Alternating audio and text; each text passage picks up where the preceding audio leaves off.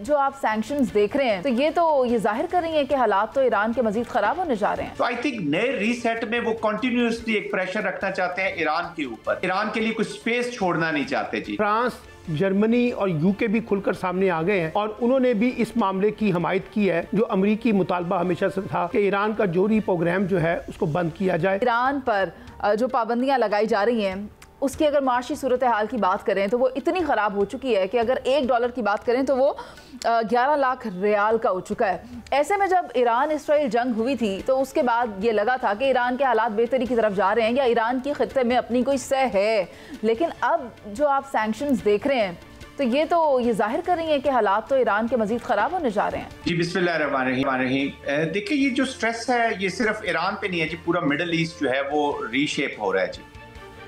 उसके ऊपर एक एप्लीकेशन हुई है जो हेजमोनिक डिज़ाइंस के साथ एप्लीकेशन हुई इजराइल की, उसको डेटरेंस से वो आगे गया है। इजराइल ने अपनी जो पावर इस्टेब्लिश की वो डेटरेंस से ज़्यादा अब हेजमोनिक डिज़ाइंस में जब किया जी। और ईरान की न्यूक्लियर साइट्स को अटैक करना, आई मीन वो भी 60% जो एनरिचमेंट की हम बात करते हैं, that is just peanuts to be very honest. असल काम तो उसके बाद शुरू होता है जहां पर अभी वो पहुंचे थे, और फिर अभी बड़ा प्रोमिनेंटली अनाउंस किया ईरानियन लीडरशिप ने। But it has a method जी, इस मैडनेस के पीछे एक मेथड है, ऐसे ऑर्डिनरी नहीं है ये पाबंदियां। ऑफ कोर्स ईरान को वो मेजर थ्रेट समझते हैं, और दूसरा ये है कि एक कासस बलाए भी रखना चाहते हैं कि एक रीजन फॉर वॉर भी रखना चाहते हैं, कुछ ना कुछ वो फ्रिक्शन चाहते हैं। तो जब तक ये चीजें पॉलिटिकल डोमेन में, डिप्लोमेटिक डोमेन में और फिर मिलिट्री एप्लीकेशन की डोमेन में नहीं होंगी, तो जो पूरी गेम है, आप उसको ग्रेटर इजराइल की भी गेम कह लें, उसको जायनिज्म जो ज्यूइश जायनिज्म है उसकी एक्सपेंशनिस्ट जो पॉलिसीज हैं उसकी भी एप्लीकेशन कह दें। लेकिन हैविंग सेड दैट, जो कंसर्न थोड़ा सा रहा है पास में, जो इंट्रा अरब रिलेशनशिप है जी, खासतौर का ईरान का बाकी अरब कंट्री के साथ, और ईरान को एक थ्रेट के तौर पे पोर्ट्रे करके उनको सिक्योरिटी भी प्रोवाइड करने की कोशिश की, जो कतर के अटैक के बाद काफी अंडरमाइन हो गई है। तो आई थिंक नए रीसेट में वो कंटिन्यूसली एक प्रेशर रखना चाहते हैं ईरान के ऊपर कि ईरान के लिए कुछ स्पेस छोड़ना नहीं चाहते जी। तो ये उसी का एक नतीजा है। बट मैं ये समझता हूँ ये पाबंदियों से ज्यादा बेहतर है कि हम जो नेगेटिव पीस की कोशिश कर रहे हैं कि वॉर को खत्म कर दें, आप वेपन्स ऑफ मैस डिस्ट्रक्शन खत्म कर दें, वेपन्स चुप करवा दें, साइलेंट करवा दें, उससे क्या फर्क पड़ता है? Negative peace. असल चीज है कि conflict resolution of the basic reasons for जंग करनी है, उसने तो वेपन्स ऑफ मास डिस्ट्रक्शन को बहाना बनाकर भी कर लेनी है जी। बिल्कुल, इराक में जैसे हुआ है, that's what my point is कि they need to have some friction. देखिए ना, मैंने यही एक्सप्लेन किया अपने जवाब में कि उनको कोई ना कोई फ्रिक्शन चाहिए, कोई ना कोई कासस बलाए रीजन फॉर वॉर चाहिए, क्योंकि वॉर के अंदर ही जो ज्यूइश ज़ायनिज़्म ने फैलना है वो फ्रिक्शन और वॉर के अंदर ही फैलना है। इसी तरीके से जैसे हमारे रीजन में हिंदुत्व बेस्ड हेट आइडियोलॉजी के ऊपर ग्रेटर भारत की जो हम बात करते हैं या जो अखंड भारत की बात करते हैं, वो भी फ्रिक्शन चाहते हैं। ये कॉन्फ्लिक्ट मिटिगेशन तो दूर की बात है, कॉन्फ्लिक्ट मैनेजमेंट की तरफ भी नहीं जाना चाहते, मिटिगेशन की तरफ भी नहीं जाना चाहते, क्योंकि अगर कॉन्फ्लिक्ट की रेजोल्यूशन हो गई तो शायद उनको फिर अपने जो एक्सपेंशनिस्ट डिजाइंस हैं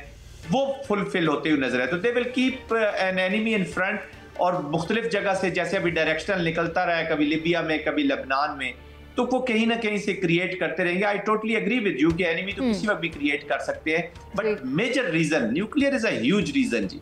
उसी को बहाना बनाकर आपको weapons of mass destruction Iraq के भी याद होंगे, आज तक नहीं मिले हैं। तो ये चीजें तो चलती हैं जी। ईरान तो ऑलरेडी इस पर काम नहीं कर रहा था, मगर उससे पहले ही इसराइल की जानिब से ईरान पर हमला कर दिया गया, और अब आप देखें कि इन सब ने वहाँ पर इकट्ठे होकर ईरान के ऊपर सैंक्शन लगाने का फैसला किया और इतलाक भी हो रहा है।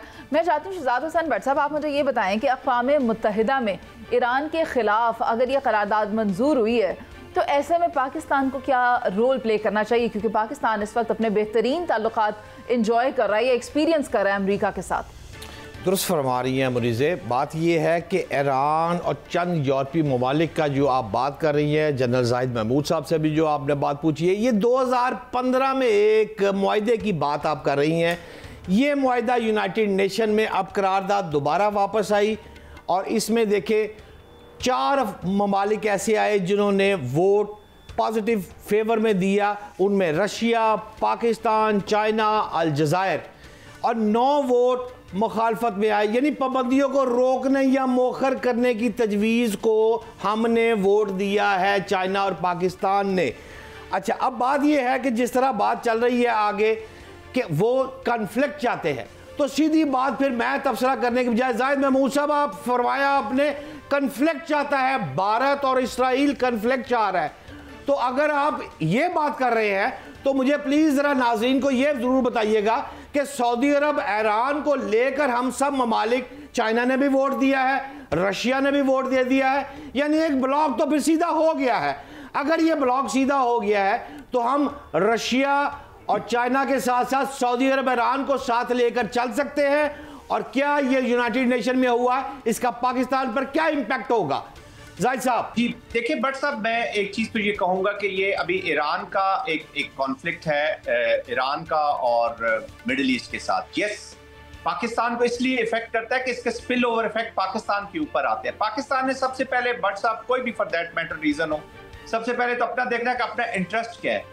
हमारा इंटरेस्ट ईरान से भी ज्यादा यही है कि स्टेबिलिटी हो इस रीजन में, क्योंकि इसका जो स्पिल ओवर है वो पाकिस्तान पे आता है जी। और आज ईरान में लेट्स से कि इजराइल आके बैठ जाता है, या इजराइल की पॉलिसीज चलती हैं, या American in a big way आ जाते हैं। ऑलरेडी हमारे पास अफगानिस्तान की हमने हालात देख लिए हैं, फिर ईरान भी एक डिस्टर्ब वॉर का जो इफेक्ट है जी वो नेबरहुड पूरे को ले डूबते हैं। आप मिडिल ईस्ट की देखें ना, जितनी भी वॉर्स हुई हैं वो पूरे मिडिल ईस्ट को स्कटल कर दिया उन्होंने। वेस्ट में तो वॉर्स हो नहीं रही हैं, वॉर्स तो या मिडिल ईस्ट में हो रही हैं, या अफ्रीका में हो रही हैं, या साउथ एशिया में हमारे रीजन में वॉर चल रही है। यूक्रेन और रशिया वाला यूरोप, वो भी ईस्टर्न यूरोप है जो एक मैं कहता हूँ ग्लोबल साउथ का ज्यादा हिस्सा है बजाय ग्लोबल नॉर्थ के होने के।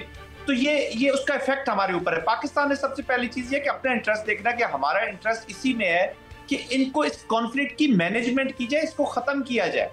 यही हम अमेरिका को कहते हैं, यही हम चाइना के साथ भी जब जुड़ते हैं तो हम कहते हैं हमारा किसी के खिलाफ डिजाइन नहीं है। अमेरिका की जो डायरेक्ट एप्लीकेशन हुई थी एक्चुअली वो बहुत खतरनाक थी, और नेतन्याहू की ये ख्वाहिश थी कि किसी न किसी तरीके से अमेरिका को ड्रैग करके मैं इस वॉर में ले आऊं, ये उनकी एग्जिट स्ट्रेटजी थी। और अमेरिका जब डायरेक्ट हुआ तो अभी ऑफ कोर्स उसको वो आगे बढ़ाएगा जी। अभी डिप्लोमेटिक मिलिटरीली तो वो क्लेम कर रहे हैं कि जी हमने वो फैसिलिटीज खत्म कर दी हैं, वो बहुत प्रोग्राम पीछे चला गया है। तो अब इसको डिप्लोमेटिक पॉलिटिकल गेम में ये रखेंगे ताकि इसके ऊपर डिबेट हो कि जी असल प्रॉब्लम तो ईरान के साथ है, और उसी में वो जो जेनोसाइडल एक्शंस हैं जो फलस्तीन में इजराइल कर रहा है उसको थोड़ी सी एक रीजन मिल जाए, उसको थोड़ा सा बचत, क्योंकि अब पूरी दुनिया चीख उठी है इजराइल के खिलाफ जी। लोग उससे नफरत कर रहे हैं, वेस्ट भी उठ खड़ा हुआ है, बोल रहे हैं, बात बोल रहे हैं। तो उन्होंने कहा कि इस ईरान वाले जो एक मुद्दा है मेरी नजर में कि इसको जिंदा रखा जाए ताकि ईरान को एक लार्जर थ्रेट के तौर पे सामने किया जाए, और पीछे बैकग्राउंड में या तो ये भी कह सकते हैं कि ईरान से वो एक कांस्टेंट थ्रेट महसूस करते हैं, इसी वजह से वो इस किस्म के सैंक्शन ईरान पर लगा रहे हैं। सलमान आबिद साहब को भी शामिल गुफ्तगू करना है। सलमान साहब, आप मुझे बताएं कि ये जो सैंक्शंस लग गई हैं इसके मुमकिन असरात क्या होंगे ईरान पर या हमारे खित्ते में? देखिए ना, पहली बात तो ये है कि अमेरिका और इसराइल काफ़ी अरसे से ईरान के एटमी प्रोग्राम पे तनकीद कर रहे थे, और अमेरिका जो है वो बार बार कह रहा था कि हमें ईरान के एटमी प्रोग्राम तक एक्सेस दी जाए, उसकी निगरानी के बारे में बात की जाए। अब फ्रांस, जर्मनी और यूके भी खुलकर सामने आ गए हैं, और उन्होंने भी इस मामले की हमायत की है जो अमेरिकी मुतालबा हमेशा से था कि ईरान का जोहरी प्रोग्राम जो है उसको बंद किया जाए और उन पर पाबंदियाँ लगाई जाए। अब सवाल यह कि पाबंदियाँ किस नौइयत की, यानी उनके ऊपर बैंकिंग की पाबंदी लगाई जाए, फाइनेंस की पाबंदी लगाई जाए, ट्रेड की पाबंदी लगाई जाए, डिप्लोमेसी की पाबंदी लगाई जाए, यानी ईरान के आगे जो शिकंजा है उसको जकड़ा जाए। अच्छा, अब इसमें एक नया ब्लॉक भी आ गया जिसका भी शहजाद भट्ट साहब ने बात की कि पाकिस्तान, चाइना, रशिया और अलजायर। अच्छा, अब ये इसका मतलब है दुनिया में जो नए ब्लॉक्स बन रहे हैं, नई तब्दीलियाँ आ रही हैं, उस तनाजुर में ईरान के मामले पर भी एक तकसीम हमें देखने को मिल रही है। अब सवाल यह है कि अमेरिका तो पहले निशाना बना के बैठा हुआ है उनके प्रोग्राम के ऊपर, और इसराइल उसके साथ है, यूके, जर्मनी, फ्रांस ने हमायत की है। इसका मतलब है फिर ईरान, चाइना और पाकिस्तान और रशिया जो है वो एक और ब्लॉक में जा रहे हैं। इसका मतलब है कि मिडल ईस्ट की पॉलिटिक्स में एक बड़ी तब्दीली ईरान के तनाजुर में हमें देखने को मिलेगी, और जहां मुस्लिम दुनिया को भी फैसला करना है और साथ साथ ये जो ब्लॉक की बात की जा रही है इसने भी फैसला करना है कितनी इनको एक्सेस दी जाए और कितनी इसकी पाबंदी की हिमायत की जाए और कितनी इसकी मुखालफत की जाए। अब ये जो इस वक्त सूरत हाल पैदा हो चुकी है, देखिए ईरान के एटमी प्रोग्राम के बारे में इससे पहले नेतन्याहू या इसराइल के लोग ये कह चुके हैं कि हमारा तो, और वहाँ से भी वो थ्रेट्स अब फील करने की बात करते हैं। तो इसका मतलब है कि ये एक पूरी की पूरी पॉलिसी है कि ईरान को शिकंजे में लाया जाए, पाकिस्तान पे दबाव बढ़ाया जाए, मिडल ईस्ट की पॉलिटिक्स में दबाव बढ़ाया जाए, और अमेरिका और इसराइल अपना असर नफूज जो है वो इस मिडल ईस्ट की पॉलिटिक्स में बढ़ाना चाहता है, ईरान को बुनियाद बनाकर। तो मुझे लगता है कि आने वाले दिनों में आप देखिएगा कि इसमें बड़ी तब्दीलियां रोनुमा होंगी। और चाइना और अमेरिका के जो दो मुख्तलिफ ब्लॉक्स हैं वो इसके अंदर एक अपना रोल प्ले करने की कोशिश करें। सलमान आबिद साहब, जहां आप ये बात करें ना कि इसराइल और अमेरिका एक ही सिक्के के दो रुख हैं और मिलकर काम कर रहे हैं, तो सायरा जी आपको क्या लगता है, क्या ईरान के साथ भी तो पाकिस्तान के ताल्लुकात अभी बेहतर चल रहे हैं ना, तो फिर पाकिस्तान की इस पर क्या स्ट्रैटेजी होनी चाहिए, पाकिस्तान को इस पर क्या करना चाहिए? अस्सलाम वालेकुम। उम्मीद है इतने बड़े बड़े तज्जियाकारों ने इसके ऊपर इतनी तफसील से बात की है और तकरीबन सारी बातें मुकर ली हैं। तो मैं तो सारी बातें जब सुन रही थी तो कुछ सवालिया निशान भी थे और कितनी बातों पे हंसने को भी दिल चाहा कि मतलब आप ये जो पाबंदियों का जिक्र कर रहे हैं, भी आपने वो कहते हैं ना कि ये गजा और फलस्तीन में बच्चों के कातिल की आपने तकरीर सुनी होगी जो फखरिया अंदाज में बता रहा था कि हमने इनके साइंसदान मार दिए, हमने ये कर दिया, हमने वो कर दिया। उसके बाद ये जब ईरान पर बात, इसकी पाबंदियों पर बात आ रही है, उससे पहले भी हुआ, फिर उनकी जो कहते हैं ना कि मईशत जिस तरीके से थोड़ी सी वो कहते हैं ना कि डामाडोल हुई हुई है, उनको इक्तिसादी तरीके से वो कर रहे हैं। तो मैं ये सोच रही हूँ कि ये हमारे लिए बहुत बड़ा सवालिया निशान है। ऐसे कैसे हो सकता है कि मतलब ईरान जो हमारा पड़ोसी मुल्क है, जो सरहद मिलती है गवादर में, तो बिजली वहां से आती है, तो हम कैसे महफूज रह सकते हैं? तो जो अमेरिका बहादुर है वो करना क्या चाहता है? तो अब हम भी जब उनसे मिलते हैं, मुस्कुराते हैं, लाड करते हैं, तो हमें पूछना तो चाहिए कि एक तरफ वहां पर वो तकरीर करके और उन्होंने सारी ये चीजें की, तो ये तो खिते में वो जो कहते हैं ना कि ये बैलेंस खराब हो जाएगा कि उधर से यहाँ पर जिस तरीके से अफगानिस्तान में बेस लेने की बात हुई है, मतलब ईरान को निहत्ता कर दिया जाए, तो फिर हमारा क्या किरदार होगा? लेकिन मुझे समझ नहीं आ रही कि ये तमाम चीजें किस तरफ जा रही हैं। और मुझे माफ कर दीजिएगा, मुझे ये भी नहीं समझ आ रही कि वो चले ठीक है कि एकदम से पाकिस्तान की अहमियत खुश है, लेकिन क्यों इतनी पाकिस्तान को वो कहते हैं ना कि इतना मतलब कर लिया, आया कि हमसे कोई काम लेना चाहते हैं? आम का तारा क्यों बनाया जा रहा है, आप यही कहना चाह रही हैं। लेकिन मैं चाहती हूँ कि एक आखिरी सवाल इस मामले पर जनाब जाहिद महमूद साहब से भी ले लिया जाए। सर, एक रिपोर्ट सेनेटर साहब की जानिब से सामने आई है और इस रिपोर्ट में इंकशाफात हो रहे हैं। मुशाहिद हुसैन साहब ये फरमा रहे हैं कि जो मुआहिदा हुआ सऊदी अरब और पाकिस्तान के दरमियान, मुआहिदा तो हो गया, लेकिन अब जो ज़्यादा बड़ा मसला है वो नज़रियात का डिफरेंस है और उसके ऊपर काम करने की बहुत ज़्यादा ज़रूरत है।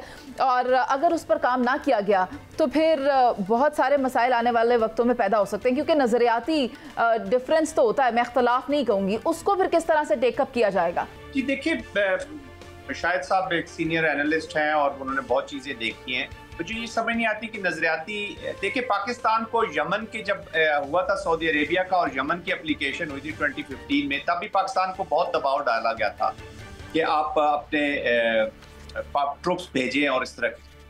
Pakistan is not an ordinary country कि वो बस अभी सायरा बानो साहब अभी थोड़ा सा अप्रीहेंसिव थी। यस, हर पाकिस्तानी की अप्रीहेंशंस हैं because past is not good जी अमेरिका के साथ हमारा relationship.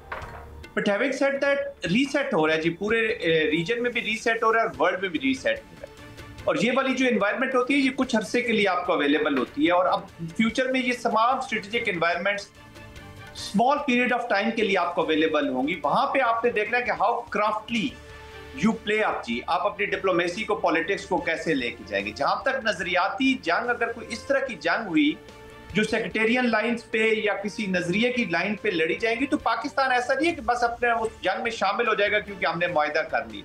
Of course Pakistan understand this sensitivities, लेकिन जो लार्जर थ्रेट है विच इज यहूदी जो जूइश ज़ायनिज़्म है, उसकी थ्रेट वहां पे है मिडिल ईस्ट के बीच में। यहाँ पे हिंदू ज़ायनिज़्म की थ्रेट हमें यहाँ पर मौजूद है, हमारी एग्जिस्टेंशियल थ्रेट बन गया भारत जी। तो ये वन वे ट्रैफिक नहीं है कि हम बिल्कुल सऊदी अरब जो जैसे हुक्म करता जाएगा वो करते जाएंगे। But having said that, identified की जाती है, मैकेनिज्म एस्टैब्लिश किए जाते हैं ऐसी अलायंसेस में, ऐसे स्ट्रेटेजिक पार्टनर। तो पूरी थ्रेट को एनालाइज किया जाता है और जो रेड लाइंस होती हैं स्टेट्स की, उसका ख्याल रखा जाता है जी। ऐसे होता नहीं है। फिर हमने ब्लॉक्स की बात कर रहे हैं, मुझे क्विकली मैं अगर एक बात कर दूं, हम ब्लॉक्स की बात करें, पाकिस्तान किसी ब्लॉक का हिस्सा नहीं है। Pakistan issue to issue right cause के साथ खड़ा होता है जी, और ना हमें किसी ब्लॉक का हिस्सा बनना चाहिए, और ना ब्लॉक पॉलिटिक्स में पाकिस्तान बिलीव करता है। इंडिया ने बयानुल मरसूद जब हम कर रहे थे और इंडिया से ऑपरेशन संदूर कर रहा था, तो उसने बड़ी कोशिश की कि एक ब्लॉक्स वाली पॉलिटिक्स और इन चीजों को उभार कर सामने लाया जाए। पाकिस्तान ने ईरान के ऊपर अटैक को कंडेम किया जो अमेरिका ने की है। पाकिस्तान ने चाइना के साथ अपनी स्ट्रेटेजिक पार्टनरशिप को स्ट्रेटेजिक ही रखता है और रखेगा। बड़ा क्लियरली अमेरिका को बता दिया गया कि जी हमारी पार्टनरशिप जो चाइना के साथ है किसी के खिलाफ नहीं, और ना हम अमेरिका के साथ मिलकर चाइना को स्कटल करेंगे। China has confidence in this. Yes, past is bad, our relationship has been not good. America ने हमेशा हमें इस्तेमाल किया, उससे खौफजदा है। लेकिन हैविंग सेड दैट, आप बिल्कुल आइसोलेट होके नहीं रह सकते। पाकिस्तान अपने नेशनल वाइटल इंटरेस्ट पे कभी भी कंप्रोमाइज नहीं करेगा।